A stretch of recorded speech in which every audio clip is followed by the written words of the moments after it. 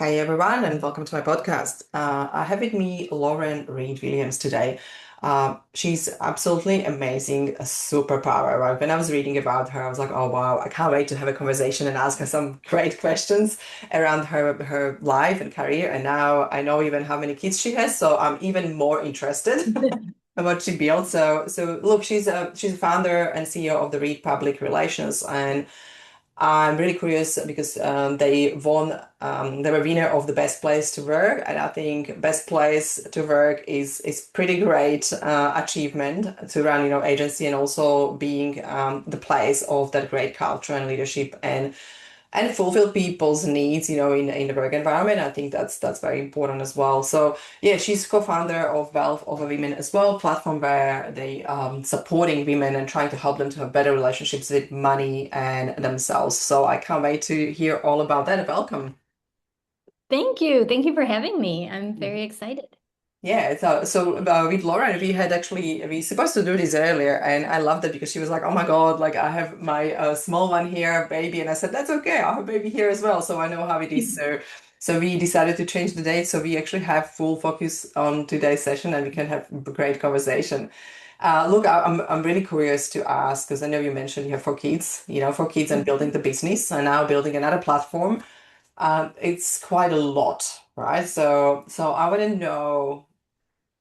What were the moments that really shape who you are, but also, the challenges and the things that happened that made you, maybe stronger or maybe successful in general, right? Because you juggling, your own time management plus kids plus business plus your team, that's really impressive. And I want to know because I'm sure there were moments they shape you and they made you, the woman that you are today. So yeah. Absolutely. That's a great question.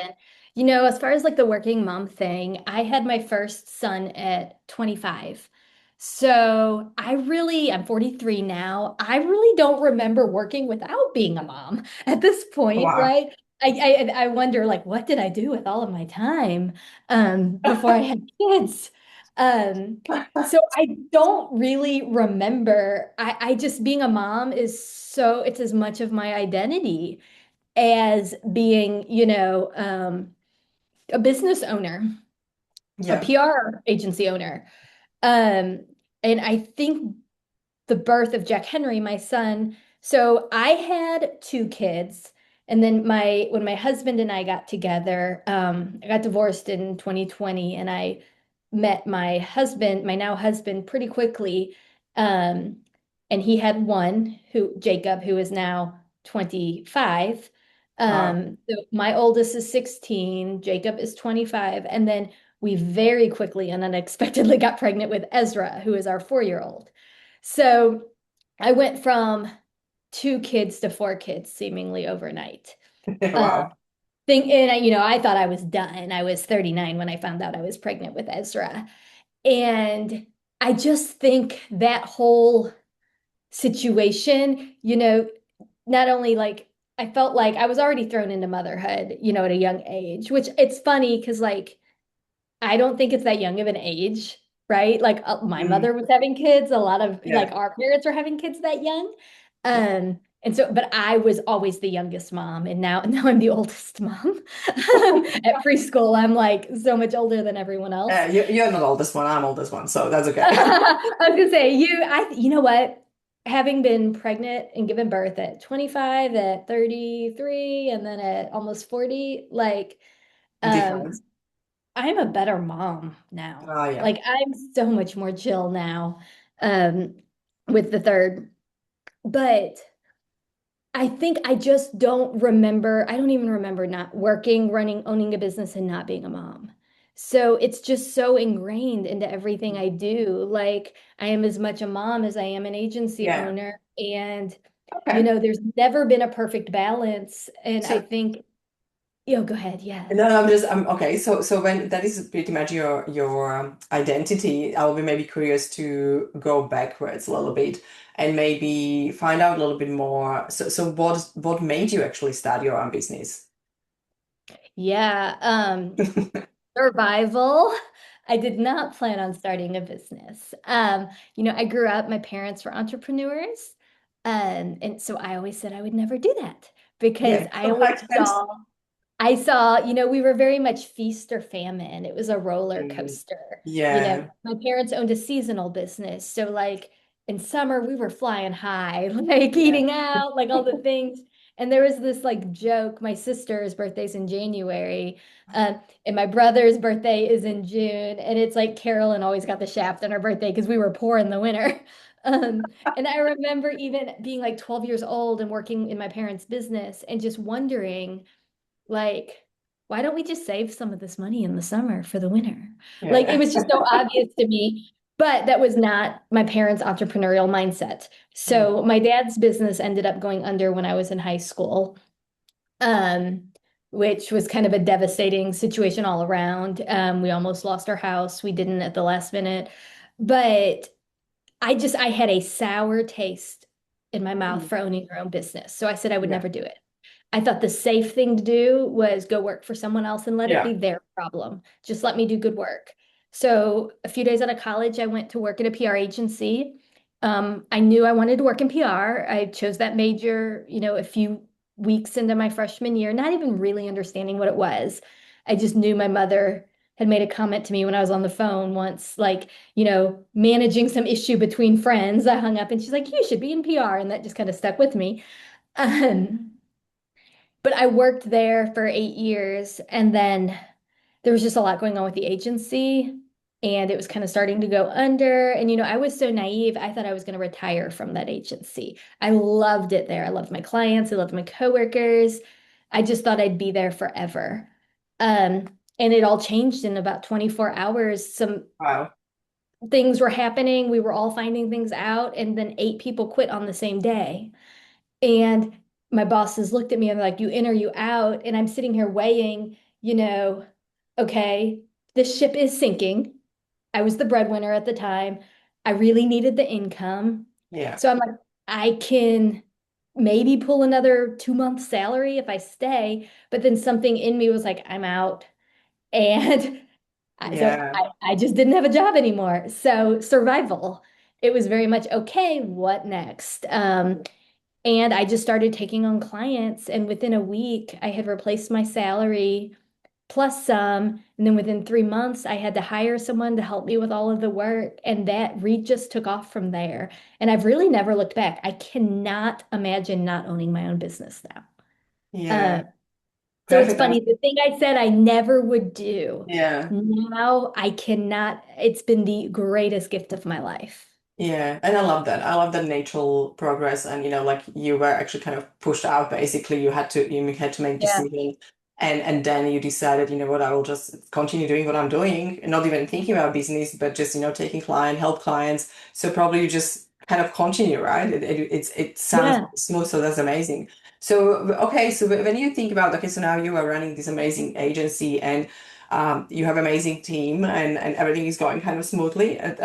By the sound of that, it's also great. You can managing kids and people and work. So I will be curious how you get there when you just starting business and now you're best place to work at. Well, so I had 8 years experience. And so I'm so sorry. It looks like our cleaning crew is in. So if you see behind That's fine. they're like literally, I'm sorry. Um, but I had 8 years experience like learning what so I opened up our Nashville office. So I had full control over the P&L and all of that. So I was really running a business on my own on Yeah, someone else's dime. So I was learning on someone else's dime. It was the best education ever. yeah, But there were some cultural things that even though I loved the agency, it was all I knew, kind of like with my parents' business when I was young, I would think like, well, why don't we do it this way? Why don't we do it this mm, way? yeah, Right?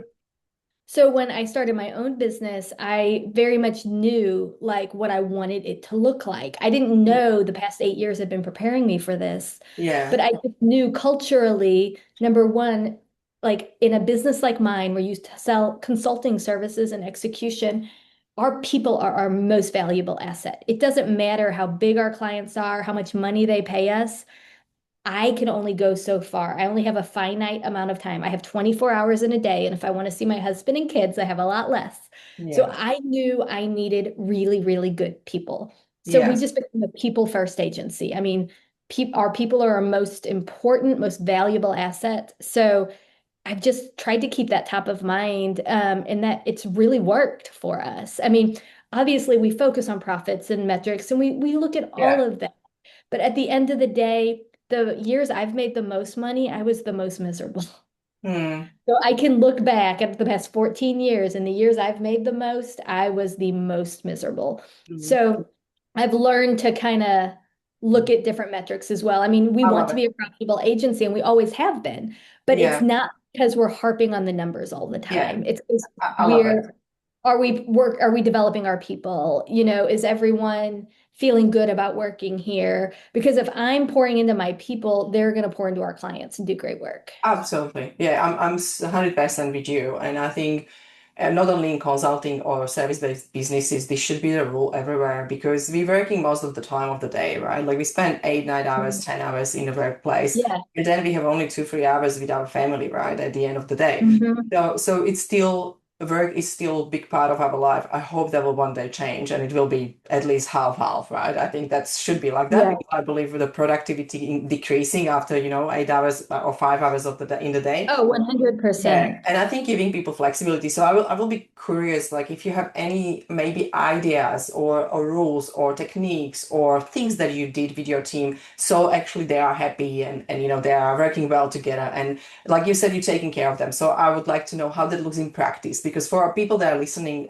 usually they are leaders and they're looking for some small tips and tricks, that can really help to create a better culture and being more aware what is happening, in work environment. Because a lot of people don't speak up, right? Like to make the culture and people so comfortable and safe that they can speak up. That's the hardest part of leader. Right. Like that's because everybody is giving you feedback, positive feedback. That's the rule, right? Like everybody's trying to be nice.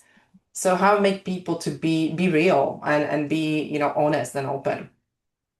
So there's a few things that come to mind. The first was really tough, but a few years ago, probably well, 2 years ago, our entire leadership team, so me and my three key leaders, we did 360 reviews, which means our whole team reviewed us anonymously.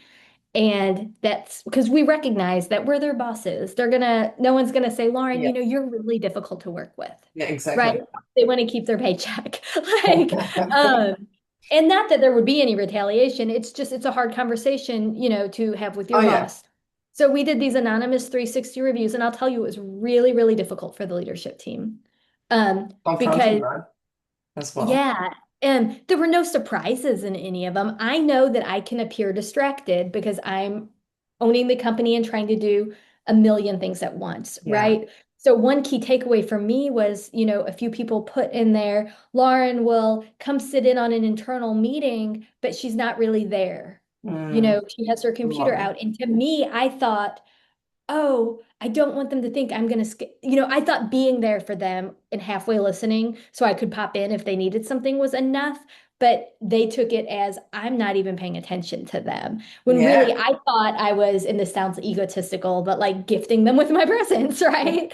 I thought, oh, I'm trying really hard to be in two places at once, and this is the only way I can do it. Yeah, Um, I love it. so one thing that taught me was just to be so intentional with my time and not try to spread an inch deep and a mile wide. So now my team knows like if I'm gonna be in a meeting with them, I'm gonna have an agenda in advance. My computer's gonna be shut, my phone's not gonna be there. I'm You'll not be present. multitasking. Yeah. So, and that was really hard feedback for me to hear that they thought I wasn't, invested in them or what was going on, that me trying to show up was actually making them feel less important. Yeah. That's Um, beautiful feedback. That's really great awareness. That's awesome. Because I think a lot of time we have good intention, but we mhm. are not aware how that comes out, right? Right. As Well, and if leaders. it's Yeah. happening in one area, it's happening in all areas, right? So I'm like asking my husband, "Do you feel like this?" And he's like, "Absolutely." He's Yeah, like, you're not there, not here. like yeah, he's like, "You're sitting at dinner with us, but you're responding to your clients." And I'm like, "Would you rather me not be at dinner with you?" And the answer is yes. Like, Mm, so it's really taught me. And with my kids, like if I'm gonna go, to my son's soccer game, I'm sure as heck not gonna have my laptop out and be answering emails while I'm watching his game too. Whereas before, it's like I'm multitasking. It was Yeah. I'm trying to take care of everybody. And now it's like I just try to be present in the room that I'm in. And at the end of the day, all we can do is our best, right? So I would say 360 reviews is one way, that I think we have created a workplace where you can share feedback and there is no retaliation. And what I hope my team has seen, and out of the leaders who did this, we all got some sort of nugget like that. That it's Mm, like, oh, that's how they're taking me. I didn't mean that, right? We all got our own little nuggets that we were able to adjust on and become better leaders. And I think it showed to our team that we want to be the best leaders we can and that we set really high standards for mm. ourselves. Yeah, and I think also that seeing that they gave you feedback and you actually took it on board and you changed, I think that's the major thing which actually grows that feedback culture and people feel more comfortable to share the feedback Yeah. because they realize that that was not what you meant. You really want to be, Right. better and you want to be there for them. And I think Mhm. that's beautiful. And, like there's a lot of great intentions in the world anyway, and in leadership as well. I always said to people, being present is number one, right? Like being present and listening, it's is all what you can give to people. Just really be there for them. And I had a story with my husband that was really funny because he was doing something on a computer, and he does always when he works from home, he's on computer and he's kind of trying to talk but not talking and not Yeah. answering.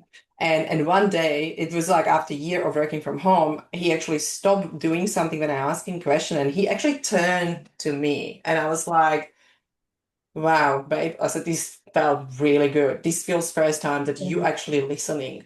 And the small things like that, right? Like it's in this world Mhm. of digital, digital world, like when we have computer Yeah. phones all the time, emails, notification all the time, we just get distracted. So that's awesome. And is there any maybe like when you look at a culture and you look at the processes because we know the processes drive behavior, so do you have Mhm. any maybe process or system in a place that that it keeps the culture on track, it keeps the Yeah. leadership going and improving?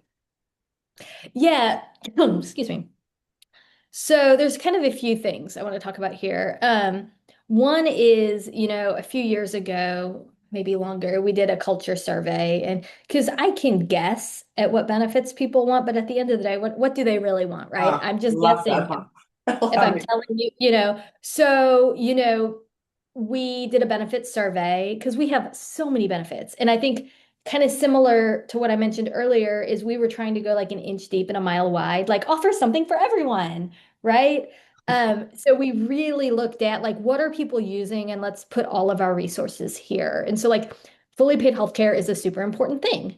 In the US, we have different Yeah, policies. I know every country has different things. Like our maternity leave is awful in the US. It yeah. is god awful. So, we knew we wanted to be top of the bar with maternity leave, as generous as we could. Mm, Um, Paid time off is really important to our people. So we, started implementing summer Fridays several years ago, and it's just turned into year-round half-day Fridays. As long as you get all your work done during the week, every Friday you can check out at noon. You got to be available if a client, wants to text you or something. But so now we do year-round half-day Fridays because we trust our people. Like we yeah, want to perfect. show that we trust our people to get the work done and the Yeah, amount of time that it takes them to get it that's done. mm, If a half day Friday is a great perk that my team loves, I'm going to give that to them. But we were doing other things that they really could have cared less about. Another great perk is we provide a therapy stipend. So, I always joke. PR is consistently named as one of the top stressful occupations in the US. And I honestly think that's BS. I think that's crap. There are doctors, there are, oh yeah, firefighters, there are people who have a lot more stressful jobs than I do. yeah, yeah, Um, but I do understand, being in client service, being on all the time, it's a lot. And I believe I have benefited from therapy, and I think everybody, if they choose, could benefit from it. So, we provide a therapy stipend. My favorite benefit, though, is our work away program. And basically, what that means, and I can't take credit for this, there's an agency in Toronto called Media Profile, and they're partners of ours, and they told me about this program, and we ripped it right off. We were like, we're doing that. Um, so every employee and I think it's every 2 years they're eligible. We give them a month and a $3,000 stipend, and we say, go work from anywhere in the world. Um, and you just got to keep central time, so Nashville business hours. So, we have a lot of people go to Europe so they can explore all day, and then like 4 p.m. hits and they log on and work from like 4 to 10 or 4 to Yeah. 11. Yeah. So we have a lot of employees in their 20s and 30s, some of them not married yet, a lot of them don't have I kids love yet. it. And this is like the only opportunity, like they're really going to get to go live in another country for a month, I right? love it. Yeah. So everybody takes advantage of that. Like most cover letters we receive mention that program. Mm, It's yeah. it's just been something that it really, at the end of the day, doesn't cost a lot. I mean, yes, there's the $3,000 stipend, but like I That's mean, nothing. turnover is so much more expensive. So let's Yeah. say I have 15 employees do it. I mean, I'm talking less than 50 grand a year. My math is awful. It might be different. I think it's like 45K a year. But like to have your Mm. employees, have that to look forward to. But also, I firmly believe seeing the world, traveling, working in different cultures It's makes you a better employee. It makes them awesome. better communications consultants for our clients. Yeah. And there's always a work tie-in. Like they go visit a marketing or PR agency in that city and shadow them for a day, if they're overseas. Um, that is probably one of my favorite programs That's because it awesome. shows we're a culture of curiosity. Yeah, I love that. And I love that. And honestly, especially in Australia, like we have massive problem to bring the talent because there's not many people, right? Like there's like we really need to hunt people and we need to bring people from, London, from Europe and really trying to get people working here. So it's very I difficult. didn't realize that. It's honestly it's a I think when you look at, I don't know if it's because it's isolated, it's a little bit further from the world and really it is, it's really long travel to go to Europe, right? Like it's 24, Yeah. 22 hours travel, so it's not Yeah. fun. But yeah, so it's really I think important for companies to learn from different countries, different people, different leaders to understand how to actually keep, the talent in the workplace Right. because people want to travel. And when you look at, like you said, the younger people, they want to, discover everything. They want to adventure and traveling to me, like probably you too, like I just value that the most. It's the most amazing thing to do. And I probably got the most growth in living in different countries. So it is so important. And I mean, part of why I started the program was to ease my own guilt for traveling so much too. Right, I love it. Like, because I would work for, I mean, and that's the greatest advantage to owning a business. I just got back from, a few nights in Mexico where I just hopped on Zoom and worked from there. Yeah. That's the beauty of the post-pandemic world we live in, is that's been Yeah. normal. Yeah, I agree. And look, I love it. And I'm so grateful for you sharing, things that we can learn and maybe some ideas people will implement in their companies and business. And also, I want to touch base a little bit on you decided to kind of add on a little bit of business or your co-founder in helping basically women, right? Like helping women Yeah. to better the relationship with money. But where is that coming from? And tell me more about that. Like, tell me what is the idea of like how bad relationships are with money and what yeah what we can improve or how. So, Wealth of a Woman it was created, we launched in 2024. And the whole goal is to help women create healthier relationships with money. And we call ourselves, we're a grassroots storytelling platform. So what we firmly believe, the more women who talk about money, that will ease anxiety and make everybody more prosperous. And the reason we launched in 2024, um, and specifically in the US, is it was 1974 before a woman could get credit without her husband or father's permission, Yeah, essentially. So yeah, it was 1974 before, my grandmother, my mother was already in high school at that time, could go to the bank and get a car loan, could get a mortgage, anything like that. It didn't matter if they made the money. So what we started looking at is then just being in business ownership for all these years. And my partner, Teresa, is a financial advisor and a wealth manager. So she's actually been my wealth manager the past 8 years. And I would notice being around all these really strong women running multi-million dollar businesses, and then she would be on the other side of the table advising Mm. them, is that there was still this anxiety and fear of losing it all. Yeah, yeah. And but nobody really talking about it. Mm. So we start connecting, okay, well, who taught you about money? Well, okay, if my mother, whether they taught you about money directly or indirectly, right? What I learned from my parents, as I mentioned earlier, Yeah. is to be scared of money. Like spend it when you have it and don't, just don't eat. Or, I would come home from school and our power was out or our water And it's was out, up and down, right? up and down. Yeah, So always that anxious moment when they are I not had a running. very anxious relationship with Mm. money, Yeah, where it didn't matter how successful my business was, that I always felt the rug was going to be pulled out from under me. And then I start talking to other women and like they feel the same way, but nobody was really talking about it. And I'm raised, in the South, in Nashville, like, or in the US in the South, where it's not polite to talk about money. Like you don't talk about politics, religion, or yeah. money. Okay. Um, and so it's very like a lot of us were raised, you just don't talk about money. You just don't talk Yeah. about it. So how are we supposed to ask questions? How are we supposed to learn? Mm. So we decided we were going to start an organization and give women a place to gather. We did this dinner party campaign called Bring Back the Dinner Party, but make it taboo. And we had a series of taboo dinner parties across the US. And there were these cards with questions like, what's one memory of money? What's something, as a child, what did you associate with money? Describe your relationship with money in one word. And almost everybody says anxious. Mm. Uh, and I would observe over these dinner parties over the course of 2 and 3 hours, like women just opening up, sharing their fears, but then start sharing, oh, well, I invested in this stock, and just giving women permission to talk about money. That's Yeah. truly what the whole organization is. There is a course, a free online course. You can find it at thewealthofawoman.com. And really, it's about what do you want your relationship with wealth to look like? Um, determining what are your core values for your life. One Mm. of my life core values is adventure and curiosity. So if you don't know your core values for your life, how can you make sure you're spending your money in a way that makes sense and aligns for you? And that's different for everybody. So Yeah. with Yeah. this program, we just help women walk through what are your core values, as a human being, what do you want your life to look like? And does your budget reflect that? Mm.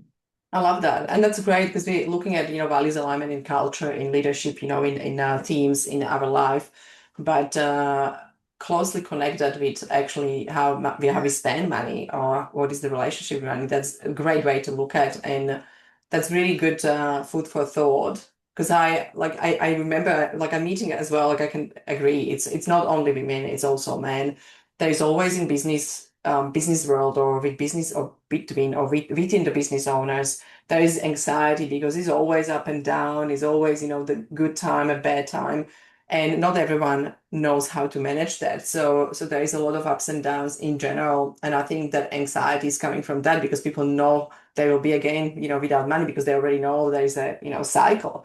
And it's There interesting, we like instead go. of doing something, they just preparing for being anxious and be having bad period instead of changing the period and making them more, I guess, more stable, and not with Right. these big highs and lows. So that's very interesting. I definitely will be curious to look at that as well, just to show people and share with my clients as well. Because there is, we live in lack. And it's funny that we live in the world of, lack or mindset of lack and there is actually abundance. There is Absolutely. I mean, so much. mindset is so, so important. Yeah, If we're consistently thinking there's not enough, and not just money, like I see it with like, there's not enough clients to go around, or like, yeah, other agencies being competitive with each other instead of sharing our resources. I agree. Um, and I choose not to participate in that. I Like I love choose that. to believe there's So, enough for all of us. yeah, and look, this is something that I wanted to kind of get into because I think what is really important for people creating healthy business or healthy growth, there is a need of mindset, and that was my other question. Like, what do you realize? What you seeing as a maybe different mindset that you have from other people. Maybe they are not succeeding that much, or maybe they are, more anxious. And you are kind of in that beautiful abundance and, peace, running your business with people, taking care of people. So what mindset we need to bring in? And I love when we start to talk about the, the being in lack and abundance. Well, first of all, I want to like fully admit I will still have my moments. My actually Teresa, what my partner with Wealth of a Woman jokes that Lauren has an abundance mindset until she wakes up at 3 a.m. And then in my mind, I'm losing everything like tomorrow. So I am a work in progress. I'm trying really hard, but I am still very much a work in progress in this Yeah, thank you area. for sharing that. I think we all Yeah. are. So I love that. Yeah, Yeah, I am we are still not a big work perfect. in progress. Um, I think the best thing that ever happened to me was during COVID. And this office space I'm sitting in, it is a beautiful office space in Nashville. I signed a 10-year lease on it and moved in March of 2020. So Wow, good timing. yeah, the week Wow. after we moved in, I think it was like March 16th or 17th, Yeah. this was when everything started hitting the fan here in the US. And we were all, went under quarantine. Our business was like 50% B2B, 50% B2C. Mm. Well, so we had clients, we had water parks, restaurants, hotels. Oh, wow. Yep. Um, we lost 40% of our revenue in a couple of weeks. Um, and I had just signed this lease. It was a stretch for us. I knew we would grow into it, and we did. But I mean, I literally sat in the kitchen back there and made peace with the fact that I could lose everything. Mm. My biggest fear was actually happening, right? I spent how many years worried about losing it all, and now here I Yeah. am. The thing is, it wasn't as scary as I thought it would be. Mm. Um, I made peace with, okay, what's the worst that can happen? Well, I don't replace the client base we lost, which I never thought we would because everyone was in the same position, right? We're all losing clients. Everyone, the water parks who we worked for, they were losing revenue and Yeah, then the it cost trickles right away. downhill. Yeah. We were all in it together, but that doesn't make me feel any better when I put a personal guarantee on a 10-year lease of an office space I just Yeah. built out. Um, but once I made peace with, okay, and this was like a 15-minute process. Like, okay, I have to accept that I don't have a lot of control right now. What I know is our revenue was this and now it's this. Mm. Um, so I either have to cut expenses, and that includes people really quickly, or I have to bring in more revenue. Well, I chose to bring in more revenue. I just made the Love that. conscious choice. I have to bring in more revenue. I don't want to cut people, I and love I it. don't want to default on this beautiful office space, right? My first month paying rent. Um, so I sat there and I was like, okay, who needs us right now? Like, you know, hotels, restaurants, they don't need us right now. And then that's Mm. when like the senior living facilities that were all over the news. And I was like, who needs us and who likely won't already have an existing PR relationship? And I was like, well, senior living centers, they're not Mm. typically having PR agencies on retainer. So I Yeah. just got on LinkedIn and I did a search I sent out about 400 messages that night, blind messages to senior living facilities. And it was just like, hey, I'm Lauren. I imagine you're going through a tough time right now. I run a PR firm. If you want to run any messaging by me or just get on a phone call and brainstorm, if you need a sounding board, I'm here. Candidly, we do a lot of consumer work and they don't need me right now. So I just want to be a resource. We started a COVID-19 hotline where businesses being impacted could schedule with us and we would give free marketing resources, free messaging help. Through that, we actually replaced all of the clients we lost and had 2020 was a better year. It was our best year to date. Yeah. Um, Wow. That's amazing. so now there's not a lot that can knock me down I love because I it. because I lived through that. The worst happened. We lost almost half of our clients. The worst happened. And there Yeah. was not a lot, in my control, but I still figured it out. So I very much feel that whatever comes our way, we're gonna figure out now. Yeah. I love it. So And I think that I was the think, story. Yeah. That was the yeah, story I was asking at the beginning. I love that. yes, yeah. So to me, it's Yeah, like, but I couldn't have learned that at 25, right? yeah, I couldn't have learned that without mm, life experience and living it. So, yeah. and choosing to have the mindset like that didn't happen to me, that happened for me. And look how much stronger I am now. Yeah. So, yeah, for everyone who's listening, I think when I ask what shaped you, and I love that because there is always challenge in our life. And thank you so much for sharing because I think that's absolutely amazing story. Because I heard a few people they lost so much and almost everything. Some people lost the companies during COVID and Yeah. really had to find a way. And I think when I'm kind of looking at the mindset in general, I love that you said that, like your first rule was you want to take care of people and people are most important in your business and you made the decision. You didn't say like I will let go of people, but I will bring revenue. I think that's the first of all values alignment, making decisions, based on your alignment to your strong values around people and culture and really taking care of them. And I love that you made a decision. So firstly, that's a reminder for everyone, probably in here with us because it really means a lot because when you stay true to yourself, usually things go well, right? Like you really try to grow as well. Your mindset was, I don't let that to beat me up, but I'm going to take the steps forward. So what can we do if we can't do this, right? Or we can do something. And I love that. And I think that's more that optimistic mind, right? When you're looking at that.